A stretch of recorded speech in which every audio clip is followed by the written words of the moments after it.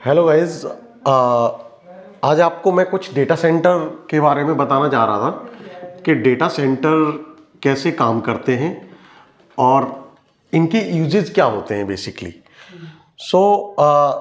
Data centre की हम बात करते हैं तो डेटा सेंटर जो होते हैं 3 टियर इन्वायरमेंट होता है। जैसे मैं बात करूं, जैसे मेरा ये डेटा सेंटर है और जो हम 3 टियर इन्वायरमेंट बोलते हैं, 3 टियर इन्वायरमेंट। तो 3 टियर इन्वायरमेंट का मतलब क्या होता है वो मैं आपको एक्सप्लेन करूंगा कि 3 टियर इन्वायरमेंट कैसे काम करता है, ऑर्गेनाइजेशन जो है डेटा सेंटर का कैसे यूटिलाइजेशन करती हैं।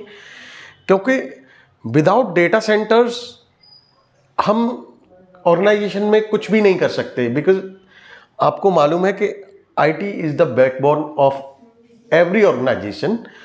तो जब भी बात आती है डेटा सेंटर की, तो डेटा सेंटर बेसिकली एक कह सकते हैं एक ऑर्गेनाइज्ड एक रूम होता है जिसमें एक कूलिंग इन्वायरमेंट होता है और आपके जो भी आईटी इक्विपमेंट होते हैं उनको proper power supply, proper network और प्रॉपर कूलिंग इन्वायरमेंट अरेंज कराया जाता है। So that is called 3 tier environment. तो सबसे पहले मैं बात करता हूं नंबर 1 कंप्यूट,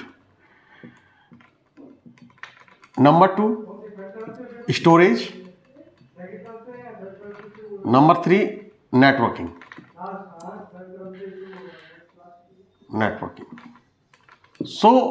जहां बात करते हैं कंप्यूट की, तो कंप्यूट में बेसिकली क्या आता है, हमारे सर्वर्स आते हैं। अब जो सर्वर्स हैं बेसिकली, अब जैसे मान लो ये मेरा डेटा सेंटर है, इसमें मल्टीपल रैक्स हैं। अब ये रैक्स लगे हुए हैं। अब इसमें क्या होता है, हम जो सर्वर होते हैं हमारे, वो हम इसमें रखते हैं, राइट। तो जो सर्वर हम रखते हैं वो बेसिकली होता क्या है कि जब भी हम सर्वर रखते हैं तो उसके लिए हमें स्टोरेज प्रोवाइड करना पड़ता है, और उसके लिए हमें नेटवर्क भी अवेलेबल कराना होता है। तो जो इन तीनों को मिला के जो हमारा एक एनवायरनमेंट बनता है डेटा सेंटर का, तो that is called 3 tier environment. आपको भी मालूम है कि विदाउट स्टोरेज हम कहीं भी डेटा सेव नहीं कर सकते। तो जो स्टोरेज हम यूज करते हैं वो बेसिकली डेटा को सेव करने के लिए यूज करते हैं। जैसे ऑर्गेनाइजेशन में ह्यूज लेवल पे जब डेटा होता है, अब इसमें भी स्टोरेज के मल्टीपल टाइप्स होते हैं, जैसे कि नेस हो गया, सैन हो गया, या आपकी मल्टीपल ड्राइव्स हो गई, हार्ड ड्राइव्स हो गई। हार्ड ड्राइव्स, जो नेस की बात करता हूं तो इसको बोलते हैं network area storage. Network area नेस में क्या होता है कि ये एक कुछ लिमिटेड साइज की डिवाइसें होती हैं। वो बेसिकली जैसे मान लो एक बॉक्स टाइप है, ये आपको 1 या 2 TB की नेस चाहिए डिवाइस होगा, तो आप क्या करोगे, इसको सर्वर से अटैच कर दोगे।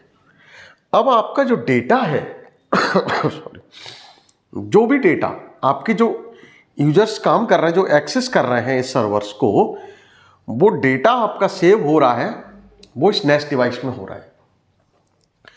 लेकिन इसकी भी एक लिमिटेशन होती है कि ये ज्यादा ह्यूज अमाउंट का डेटा आप सेव नहीं कर सकते, और थोड़ा सा परफॉर्मेंस वाइज उतना इफेक्टिव नहीं होता है। जब आपको ह्यूज डेटा की रिक्वायरमेंट होती है तो हम बात करते हैं सैन की, storage area network. Storage area network क्या होते हैं कि ये डेडिकेटेड स्टोरेज के बॉक्सेस होते हैं, बड़े बड़े बॉक्सेस।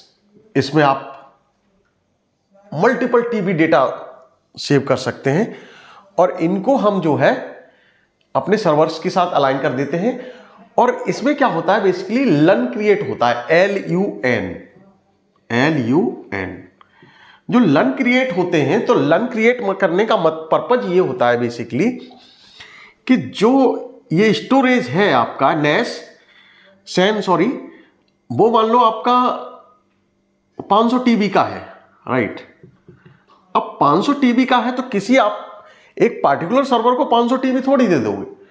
उसके लिए आप जैसे आपकी रिक्वायरमेंट आई इस सर्वर पे 10 टीबी की, तो 10 टीबी का आप एक लर्न इसमें से क्रिएट होगा और वो नेटवर्क के थ्रू डेडिकेटली असाइन हो जाएगा आपका ए सर्वर को। तो वो 10 टीबी इसको जब असाइन हो जाएगा तो आपके यूजर्स जो हैं वो 10 टीबी तक डेटा इस सर्वर पे सेव कर पाएंगे। यदि आपका सर्वर क्रैश हो जाता है या हार्डवेयर प्रॉब्लम आ जाता है या ओएस प्रॉब्लम आ जाता है, आपका डेटा लॉस नहीं होगा, क्योंकि डेटा आपका जो है वो सैन में रखा हुआ है। तो that is the most benefit of San.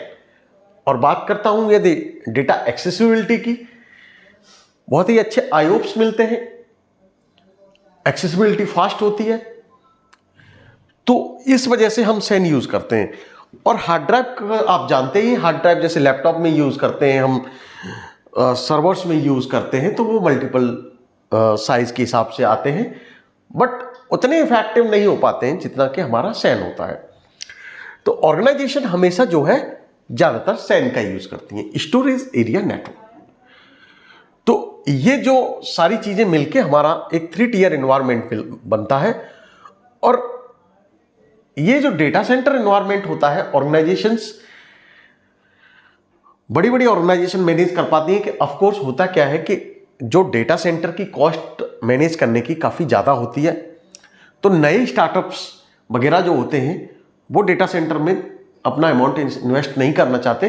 तो उसके लिए मार्केट में जो नया सॉल्यूशन है, जो बड़ी बड़ी कंपनियां इस पर डेटा सेंटर्स पर इन्वेस्ट करती हैं, तो उन्होंने निकाला हुआ है क्लाउड। तो क्लाउड बेसिकली क्या है? Cloud basically this is the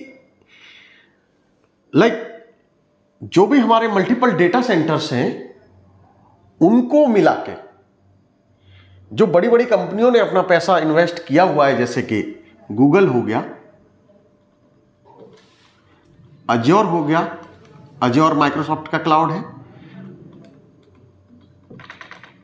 और आपका AWS हो गया जो अमेजन का क्लाउड है। ऐसे मार्केट में मल्टीपल क्लाउड्स हैं basically.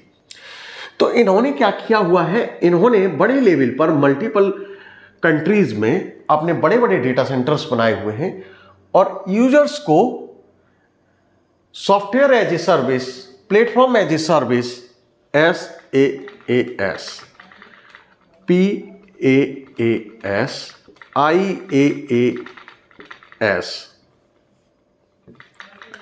that is called software as a service, platform as a service, infrastructure as a service. इन तीनों के बारे में हम अलग से डिस्कस करेंगे और बताएंगे कि कैसे काम करती हैं। तो that is the another options like for new startups. जैसे सपोज कोई ई कॉमर्स कंपनी है, अब वो कंपनी अपना बिजनेस स्टार्ट करना चाहती है, तो वो कंपनी क्या करेगी, वो डेटा सेंटर के बारे में तो नहीं सोचेगी, because just they are going to start the business.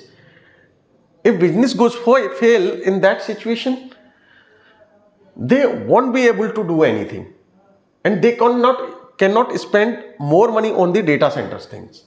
तो वो क्या करेंगे, जस्ट किसी भी एक क्लाउड प्रोवाइडर के पास जाएंगे और जितनी रिक्वायरमेंट है उसके हिसाब से अकाउंट बनाएंगे और वो उतना यूज करना स्टार्ट कर देंगे। और इसका मोस्ट बेनिफिट ये है स्केलेबिलिटी और हाई अवेलेबिलिटी। आपके यूजेस के हिसाब से आप वर्कलोड बढ़ा सकते हैं। आज आपका 10 यूजर है, कल 10,000 यूजर्स हैं, आपको सर्वर्स वगैरह सॉफ्टवेयर वगैरह खरीदने की कोई जरूरत नहीं है। जस्ट आप पे एज यू गो मॉडल पर जा सकते हैं और ये सारी चीजें यूटिलाइज कर सकते हैं।